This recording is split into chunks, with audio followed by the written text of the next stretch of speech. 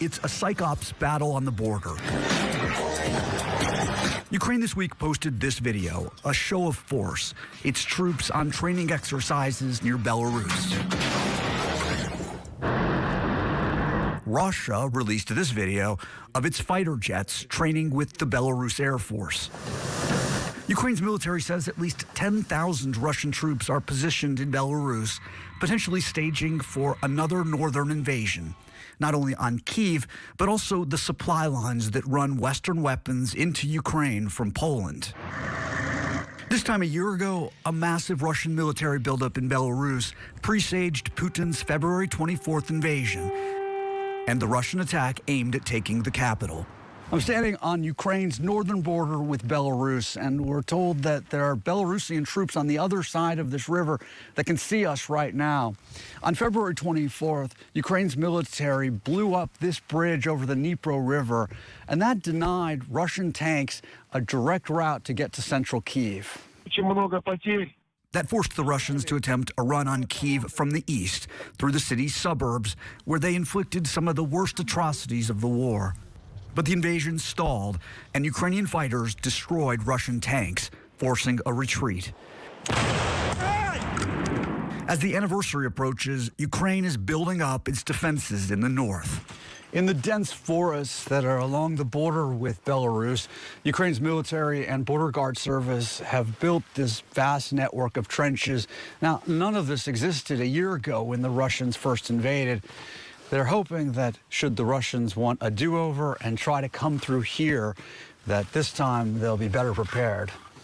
Thousands of Ukrainian soldiers are dug in, living in these trenches on high alert.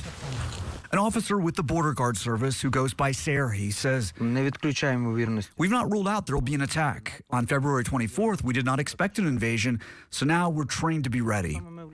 Ready and waiting in brutal, sub-freezing conditions. To avoid hypothermia, we alternate every 2 hours," he says, patrolling in the trenches and then warming up by the fire. I don't see tanks and artillery and other types of equipment that you would need to protect Ukraine if there were another invasion that came from Belarus.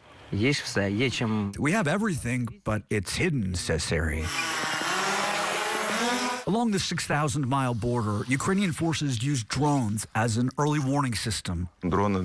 We continuously monitor the enemy from the ground and observe troop movements. If they're moving, how many troops, and what they're doing, says this Ukrainian intelligence officer. The enemy is also monitoring our activity. The enemy is constantly monitoring our guard changes, trying to find out our positions and strong points.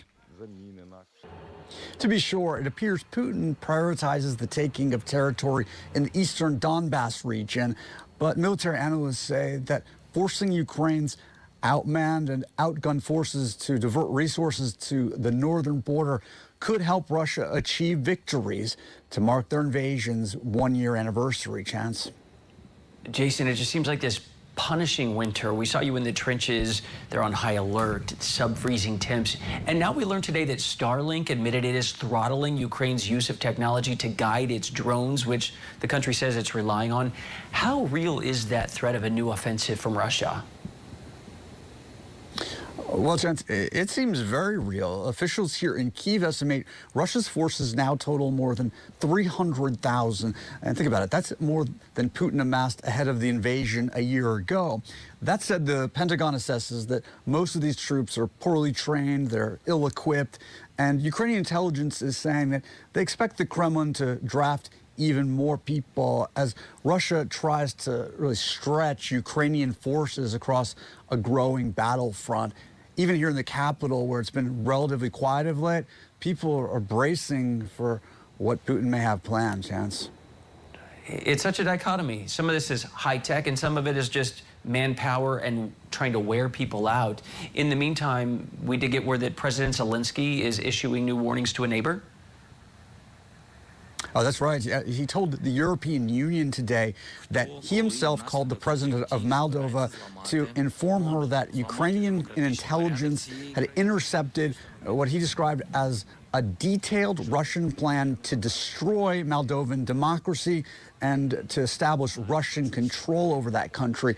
And if he managed to do so, that would put Russia in close range of Western Ukraine and the supply routes for all the NATO weapons that are coming in. And as we've talked about, there are tanks that are on the way. So it's understandable why Russia would want to have control over that country. Chance.